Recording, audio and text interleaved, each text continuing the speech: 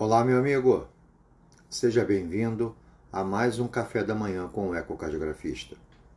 Hoje a gente vai conversar um pouquinho sobre um tema de adulto. Conversamos um pouco sobre alguns temas de infantil. Vamos continuar depois com isso. Mas hoje nós vamos separar um tema que é muito importante para os que dedicam-se à cardiologia do adulto, que é a cardiopatia isquêmica. A doença coronária e a doença hipertensiva, assim como a doença valvar, talvez sejam as três condições que mais adentram o ambulatório e o laboratório de ecocardiografia. E por isso, a gente precisa conhecer alguns detalhes sobre a doença isquêmica. Lembrem que muitas vezes o nosso cardiologista acha que o ecocardiograma é infalível para a doença isquêmica. Nós sabemos que isso não é uma realidade.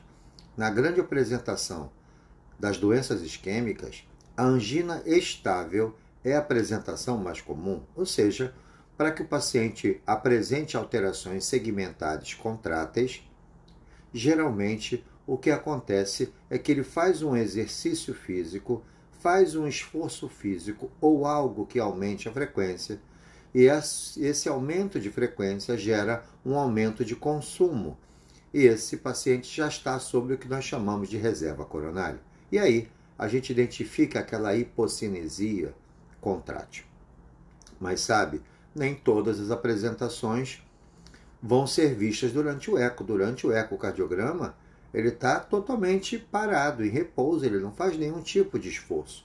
Então ele pode estar balanceado em relação à doença coronária. Por isso que nós dizemos que um ecocardiograma transtorácico em um paciente com dor precordial sugestiva de doença isquêmica, ele não pode afastar a doença.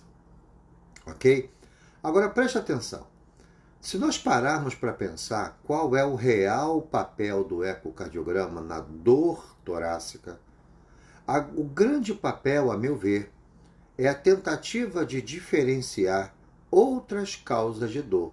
Por exemplo, um paciente com estenose aórtica grave, ele tem dor precordial. O paciente que tem, por exemplo, um derrame pericárdico, uma pericardite aguda, ele tem dor no peito, o eco vai identificar a hiperrefringência, vai identificar o espessamento do pericárdio em condições mais crônicas.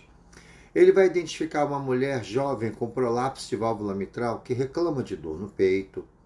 Ele vai identificar pacientes portadores de hipertensão pulmonar, que também podem ter dor. Vai identificar um paciente que esteja com uma dissecção aórtica, que vai ter uma dor muito incomodativa no tórax. E, por último, vai identificar um paciente com cardiomiopatia hipertrófica do tipo obstrutiva, que pode se apresentar com dor. Lembrando ainda da insuficiência aórtica, que é uma lesão que, como o sangue que é ejetado através da aorta, a resistência vascular periférica retorna esse sangue para fechar a válvula. E se essa válvula não fecha corretamente, o sangue volta para dentro do ventrículo e acaba não alimentando, não escoando durante a diástole para as coronárias. Então o paciente pode ter desconforto precordial porque houve uma diminuição da irrigação, não por doença da artéria, mas sim porque naquele momento onde existia a alimentação da circulação coronária, que é durante a diástole, aquela válvula não fechou corretamente, o sangue voltou para dentro do ventrículo esquerdo. Então, observem que o papel do eco é muito maior do que identificar apenas uma alteração contrátil. E outra coisa importante, amigos, o que a gente tem que lembrar também? Quando eu olho, por exemplo, para um paciente com alteração de espessamento sistólico, ou seja, quando a gente está olhando para a parede do ventrículo para ver se ela é hipo, preste atenção numa coisa. Quando nós identificamos uma parede ventricular, a gente sabe que essa parede tem epi, tem meso e tem endo. O que acontece é que quando a gente observa um mecanismo de espessamento sistólico, que é o que eu fico procurando no meu exame, quando eu olho o componente da parede que mais espessa durante a sístole, a gente repara que o endocárdio disparadamente é a região da parede mais responsável por isso aqui, ok? Então, O endocárdio ele tem em torno de 60% de responsabilidade por isso. Os outros 40% estão divididos entre mio e epi.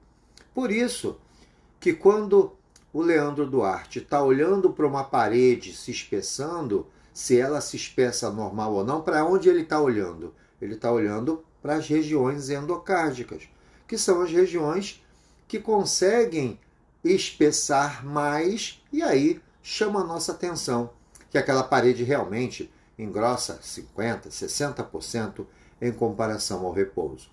Mas veja, quando eu olho para esse espessamento, eu estou identificando o comportamento principalmente do endocárdio. E a gente sabe que as fibras endocárdicas, posicionadas nessa região, elas têm uma apresentação longitudinal. E essa apresentação longitudinal, ela caracteriza-se por fibras em disposição longitudinal. Então, por exemplo, nós sabemos que na isquemia, a isquemia começa pelo endocárdio. Por quê? O sangue está dentro do ventrículo. Quando o ventrículo vai gerando pressão na fase de contração isovolumétrica, onde uma banda conhecida como banda basal contrai, essa contração isovolumétrica ela vai gerando pressão dentro de uma cavidade que não varia mais volume. E essa pressão vai aumentando. Quando ela chega a pressões que ultrapassam a pressão da aorta, a válvula aórtica se abre e nesse momento esse sangue é ejetado. Quando esse sangue é ejetado, o que acontece? A pressão, a tensão dentro do ventrículo é muito grande. Se aquela borda endocárdica que está em contato com o sangue, se ela estiver doente, aquela pressão que o sangue faz nela faz com que ela sofra. E aí, como as fibras nesse segmento endocárdio são fibras em disposição longitudinal, está aí a explicação por que o strain longitudinal é o strain quase que exclusivo da doença coronária. Então, lembra que a isquemia ela começa no endo e ela depois pode se transformar o infarto, por exemplo, transmural, quando ela compromete mais do que 50% das fibras miocárdicas do nosso componente da parede. Agora veja, quando a gente começa a pensar no papel do eco na doença coronária, tem que lembrar de uma coisa chamada cascata isquêmica. Presta bem atenção. Existe uma hierarquia de eventos quando o paciente inicia um processo de isquemia. Por exemplo, Leandro, se você pegar um cachorrinho e pegar a coronária dele e clampear, você vai observar que quando você clampeia a coronária descendente anterior, o vaso mais importante, você vai observar que rapidamente o ventrículo estufa e diminui a sua contratilidade. Ou seja, a coronária esquerda é a coronária mecânica. Se eu ocluo ela, você observa que rapidamente os volumes aumentam, porque o desempenho caiu. Associado a isso, eu tenho já uma alteração contrátil. Se eu tirar o clipe, você vai observar que ele vai voltando ao normal. Então, a isquemia ela tem um prazo de você intervir. Se você não intervir, aquele prazo faz com que o coração possa não voltar mais às condições normais. Então, prestem atenção. Tudo começa primeiro. O primeiro passo que é dado quando um processo isquêmico começa são alterações de perfusão, ok? Começa a alterar a perfusão para tecido. Só que, gente, o ecocardiograma transtorácico não é uma ferramenta para perfusão. Só se você utilizar recursos adicionais, como contraste, microbolha. O transtorácico não consegue identificar esse primeiro passo. Ok? Então, se eu quiser identificar a doença coronária logo no meu início, com o primeiro passo da doença, eu vou buscar métodos diagnósticos que avaliem perfusão. Perfeito? O segundo degrau da cascata isquêmica são as alterações metabólicas. Nós sabemos que quando aquele tecido começa a não receber sangue como deveria, esse tecido agora começa a criar problemas nas correntes iônicas. E aí vai alterar nível de potássio, vai alterar nível de sódio, de cálcio. Ele gera alterações do metabolismo intrínseco da fibra. E aí, eu também não identifico isso com o ecocardiograma. O eco não identifica isso. Ele não tem a capacidade de identificar alterações metabólicas. Evoluindo a doença, vai acontecer agora a alteração diastólica. Olha que bacana, gente. Quando você encontra um paciente onde ele tem uma disfunção do tipo 1, por exemplo, isso já pode ser isquemia. Porque o terceiro degrau da cascata isquêmica é a alteração diastólica. Observem que o quarto degrau é a alteração contrátil. Então, amigos, nós não podemos ficar procurando primeiro se a parede espessa pouco ou não. Ela é o quarto degrau. Eu já inicio a busca da doença já com a avaliação do fluxo mitral, o Doppler tecidual e também as avaliações de T e volume do átrio nas novas orientações do Departamento de Imagem Cardiovascular do nosso país e também da Sociedade Americana de Ecocardiografia. Então, um doente pode estar se mostrando para você isquêmico apenas com uma alteração do relaxamento ventricular sem nenhuma alteração contrátil no repouso. Isso é importante ser falado porque muitos de nós, quando nós realizamos o eco, devido à frequência tão grande da disfunção tipo 1, a gente automaticamente relaciona ela ao idoso ou à hipertensão arterial. Cuidado! A hipertensão arterial, nos seus estágios evolutivos, ela vai gerando um aumento da quantidade de fibras na parede. Quando aumenta a quantidade de fibra, nós chamamos isso de um fenômeno de adaptação, que é a hipertrofia. Essa hipertrofia, por aumentar o número de fibras, ela aumenta também a quantidade de oxigênio que essa parede necessita, uma vez que eu tenho muito mais fibras agora.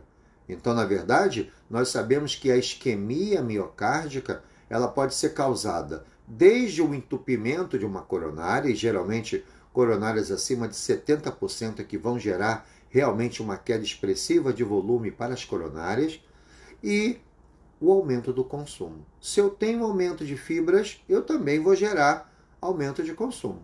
Então, eu preciso estar atento a isso. A hipertrofia, ela às vezes se apresenta como uma disfunção tipo 1, mas você não pode parar aí. Às vezes, aquela alteração de relaxamento está relacionado com o terceiro degrau da cascata isquêmica, ok? O quarto degrau é a alteração contrátil. E aí já fica mais fácil. Se eu estou fazendo o exame e o Dr. Paulo Souza identifica uma parede hipocinética, e outra coisa, gente, há um tempo atrás, uma parede era hipocinética quando ela espessava menos que 50% em comparação com o basal. Então, por exemplo, eu tinha uma parede que tinha 10 milímetros. Durante a sístole, ela ia para 15 milímetros. Maravilha. Essa parede era chamada normocinética. Hoje, segundo os novos documentos, agora uma parede é normocinética quando ela espessa 30%. Então, quem tinha 10 e fez 13, tá bom, está no limiar mínimo do normal. Abaixo de 30% de espessamento sistólico, eu digo que essa parede é hipocinética. Mas, gente, qual é de vocês que tem um olho treinado para ver uma variação de 30%? Então, às vezes, é muito difícil você identificar isso. Por isso que existem as técnicas de deformação miocárdica que conseguem identificar a queda das taxas de deformação longitudinal locais nos 17 segmentos. E aí fica mais fácil de você identificar quem realmente está hipocinético. Só que o Speckle Track não identifica hipocinesia, normocinesia, discinesia ou acinesia. O Speckle Track analisa a deformação da fibra, se ela deforma bem ou se deforma mal. E aí eu posso traçar uma correlação entre a deformação baixa e aquela hipocinesia que você acha que existe. Depois da alteração contrátil, eu tenho a alteração do eletrocardiograma e depois a dor típica. Agora, o professor Feigenbaum colocou agora as alterações do Speckle Tracking, ou seja, identificar quedas de taxa de deformação, principalmente longitudinal, dentro da cascata isquêmica. Ele coloca o strain sistólico, que é o nosso longitudinal clássico, entre a alteração diastólica e a alteração contrátil. Então agora nós temos mais um degrau, mas observa, amigos, ela está depois da função diastólica. Então a gente precisa valorizar a função diastólica na identificação de pacientes isquêmicos. E como a gente faz isso no dia a dia? Eu preciso fazer, entre aspas, uma peneira. Vamos imaginar que eu estou fazendo um ecocardiograma e esse ecocardiograma está identificando a presença de uma alteração diastólica do tipo 1. O senhor fuma? Fumo. O senhor pratica exercício? Não. Senhor, o senhor tem uma alimentação regrada? Usa legumes e frutas? Não. O senhor é diabético? Sou. Doutores, com essa quantidade de fatores de risco, associado com uma disfunção diastólica do tipo 1, mesmo que você não identifique alterações contráteis regionais, mesmo que às vezes o eletrocardiograma não esteja modificado, esse paciente precisa fazer um teste com maior acurácia, porque ele tem uma grande probabilidade de ter doença coronária. É o que nós chamamos, né, gente, de probabilidade pré-teste. Então, esse tipo de paciente, para que ela possa consumir mais.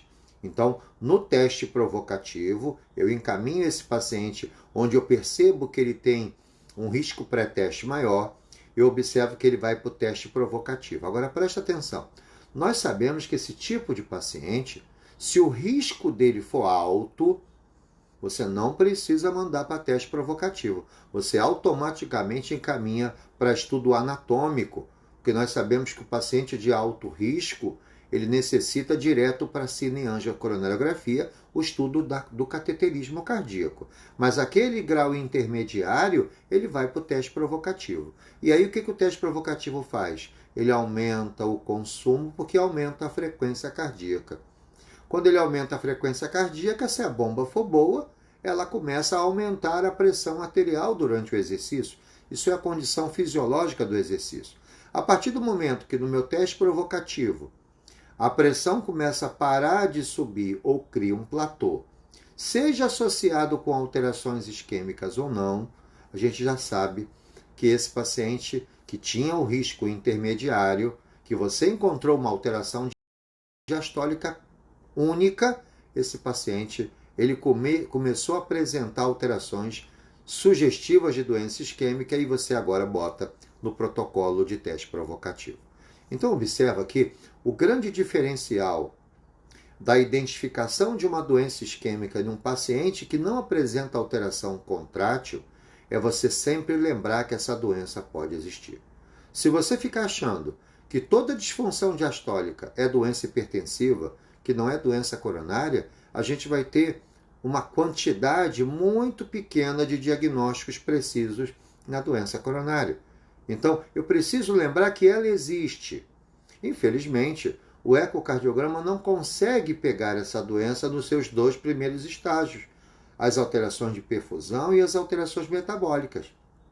Mas veja, se você fizer um teste provocativo, se você gerar uma isquemia naquele segmento, eu agora vou ver a alteração contrátil. E outra coisa, presta bem atenção.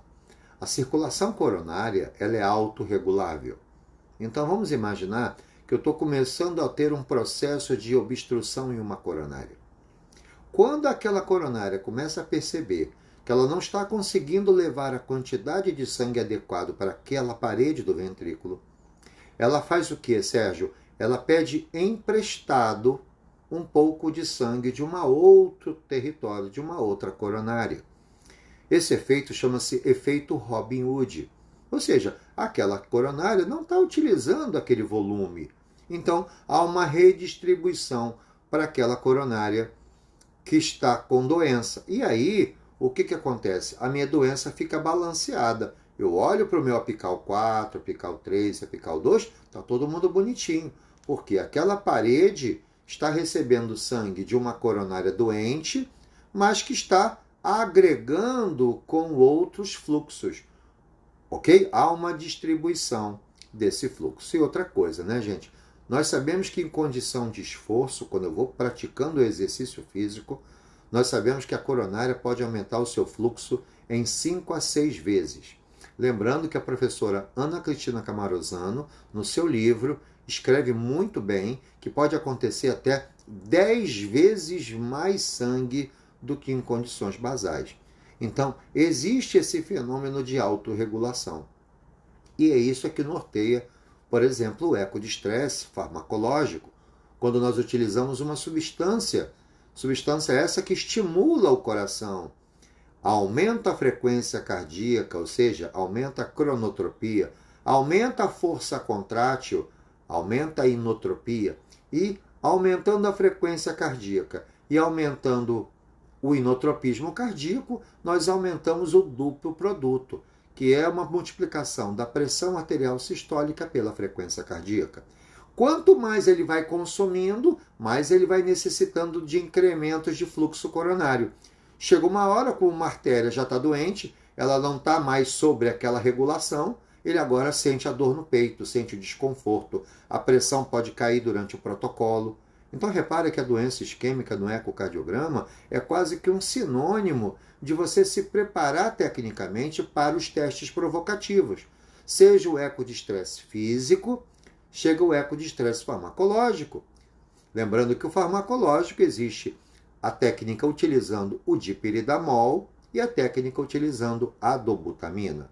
A gente sabe que na prática do dia a dia, o eco de estresse farmacológico no nosso país utiliza muito mais a dobutamina do que o dipiridamol. Mas a equipe, os fantásticos da cintilografia miocárdica, se você observar, eles sempre utilizam o dipiridamol. O dipiridamol é uma droga muito eficiente e o mais importante, gente, quando eu tenho um paciente que vai ao eco de estresse, que está hipertenso, por favor, não suspenda o exame. Se ele está hipertenso e não tem contraindicação de usar o dipiridamol, você pode usar o dipiridamol, porque o dipiridamol ele vai abaixar a pressão arterial durante o protocolo. Então, a gente não deve perder a investigação do nosso paciente. A gente vai ter também um café da manhã só para falar sobre as técnicas de estresse, seja farmacológica, seja física. Mas sempre lembrando, sempre que o seu paciente puder caminhar, puder correr, o teste provocativo com trabalho físico é muito mais fisiológico e deve ser o que nós preconizamos na nossa investigação. Outra coisa importante, quando eu vou analisando o comportamento dessas paredes, eu tenho que lembrar que eu posso avaliar essas paredes do ventrículo na busca da doença isquêmica, eu posso avaliar velocidades do músculo utilizando o Doppler tecidual. Eu posso avaliar o deslocamento dos segmentos do ventrículo utilizando uma técnica derivada do tecidual chamado tissue tracking. É uma técnica que esse nome é patenteado pela empresa GE. Vocês vão encontrar essa ferramenta em todos os aparelhos que são da GE. S6, Vivid 7, E9, T8, T9, E95, ok? As máquinas da GE apresentam esse software que analisa deslocamento. E também vai acontecer a identificação de que, como as paredes isquêmicas perdem um pouco a sua sincronia, elas acabam contraindo logo depois que a sístole acaba, e a isso nós chamamos de pós-contração sistólica. Como a parede isquêmica atrasa a sua contração, nós podemos também utilizar um software derivado do Doppler tecidual chamado TSI, que vai identificar as características que vão do início do QRS até o pico até o início da sístole. Início do QRS até o pico da sístole vai mostrar para a gente um tempo. E aí esse TSI ele vai avaliar o seguinte: quanto tempo demorou a parede lateral, cada segmento, para ir do início do QRS ao pico? Se a parede estiver tendo esse tempo até 150 milissegundos, ela vai ser desenhada em verde. Se aquela parede está um pouquinho atrasada, ela vai aparecer em amarelo, ou seja, vai ter entre 150 e 300 milissegundos do início do QRS até a onda sistólica. Porém, aquela parede que se mostra em vermelho significa que ela tem um grande atraso. Ele geralmente se encontra acima de 300 milissegundos. E isso aí sinaliza que aquela parede, por estar muito atrasada em comparação com as demais, a gente identifica que essa parede pode estar com processo isquêmico. E outra coisa importante, gente, muitas vezes o colega ecocardiografista, quando ele olha um bloqueio de ramo esquerdo, a primeira coisa que ele pensa é que o septo está atrasado. Cuidado com isso. Quando nós identificamos uma dissincronia intraventricular, ou seja, quando eu tenho uma alteração sincrônica entre o septo anterior e a parede inferolateral, o que acontece é totalmente o contrário do que muita gente entende. Na verdade, o septo interventricular, ele contrai antes, ok? Por que nós sabemos que ele contrai antes? Porque quando você olha para a contração do septo e observa o eletrocardiograma, você observa que essa parede contrai na contração isovolumétrica e não na sístole, ok? Então, quando a gente tem uma dissincronia intraventricular, aquela que eu vejo as paredes do ventrículo contralaterais, né, septo anterior e inferolateral, vista pelo modo M, se você identificar que existe o BRE, já sabe, a parede septal está contraindo na contração isovolumétrica. Ela antecipa a sua despolarização elétrica e mecânica. Isso vai gerar alterações para a gente. Mas aí, tanto avaliando deslocamento, quanto avaliando a parte de velocidade, chegou o momento onde eu tenho a cereja do bolo. Agora eu estou avaliando a deformação pela técnica do Speckle Track, que é muito melhor. O Doppler tecidual, ele identifica os gradientes de velocidade nas paredes. E aí eu não consigo estudar a região apical por questões de ângulo. Nós sabemos que a região apical ela cria ângulos de interceptação muito ruim. Então eu não posso valorizar as paredes apicais e o segmento de ponta quando eu uso o tecidual. Mas veja, quando nós utilizamos a técnica do Speckle Tracking, derivado do 2D, agora o que eu estou fazendo? Eu estou analisando como que um segmento se comporta com ele mesmo. Então, olha, ele contrai e volta ao ponto. Contrai e volta ao ponto. Contrai e volta ao ponto. Eu estou estudando cada um dos segmentos. Por isso que a técnica do Speckle Tracking pode estudar os setores apicais das paredes e também a ponta do ventrículo esquerdo. Então, são várias ferramentas que o ecocardiograma tem que podem te ajudar na avaliação dessa função. Outra coisa importante é lembrar um conceito. Quando eu identifico uma parede acinética, ou seja, ela não espessa mais durante a sístole, atenção, essa parede pode ser viável. Atenção, ok? Por que eu te digo isso? Porque nós sabemos que quando uma parede é acinética, se ela tiver menos que 50% da sua parede parada, ela ainda pode ser viável. E eu vou saber se essa parede é viável de 3 maneiras. A primeira maneira que a gente fazia antigamente era medir essa parede, que era fina e branquinha. Se ela tinha menos que 6 milímetros, a gente achava que essa parede não era viável. Depois começou a chegar as técnicas modernas. Então, você pode avaliar o strain rate daquele segmento e pode avaliar o strain daquele segmento. Lembrando que strain é o percentual que deforma. É como se fosse a fração de ejeção do Speckle Tracking. Já o strain rate é a velocidade com que deforma, que é como se fosse o DPDT que você mede utilizando uma IM. Então, veja, eu peço uma Coca-Cola, vem daqui a 6 horas, você cumpriu a missão, mas demorou demais para cumprir. Então, o strain rate é a variável da deformação que melhor evidencia a deformação. Ok? Porque ela avalia quanto deformou e em que tempo. Então, sempre que possível, nós temos que valorizar as fibras de strain rate. Mas aí temos um problema. As curvas de deformação, as curvas de strain, elas são pós-processadas. Então, elas ficam muito bonitas no nosso equipamento.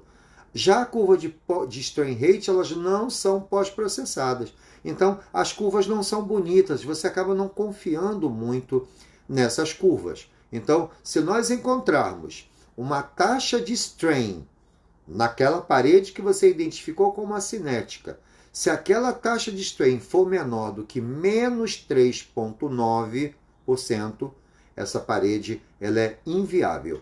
Não adianta você tentar revascularizar ela, que você não vai conseguir fazer com que aquele segmento volte a apresentar o mecanismo contrátil fisiológico.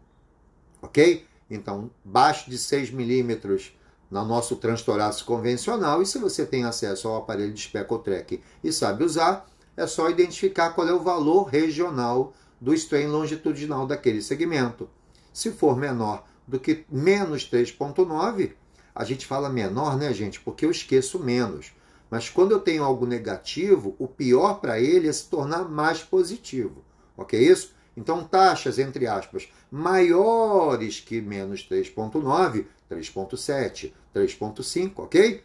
Eu identifico segmentos inviáveis. Tá bem? Então já são 7h01. A gente acredita que esse módulo de cardiopatia isquêmica, a gente vai ter pelo menos 3 ou 4 encontros. Tá? Então eu já convido vocês para amanhã, às 6h30 da manhã, participar de mais esse café da manhã. Vamos começar a falar agora sobre as janelas ecocardiográficas que podem estudar as paredes. Vamos estudar também as coronárias relacionadas com o seu tecido que nutre. Ou seja, vamos mostrar o que o ecocardiograma faz para identificar isso. E depois desse trabalho de identificar as janelas e as coronárias, a gente vai trabalhar com talvez um dos papéis mais importantes do ecocardiograma, que é identificar as complicações do infarto. Ok, amigos? Obrigado pela presença mais uma vez e a gente se encontra amanhã de manhã com mais um café da manhã com o ecocardiografista, dando sequência ao tema cardiopatia isquêmica. Um grande abraço, amigos!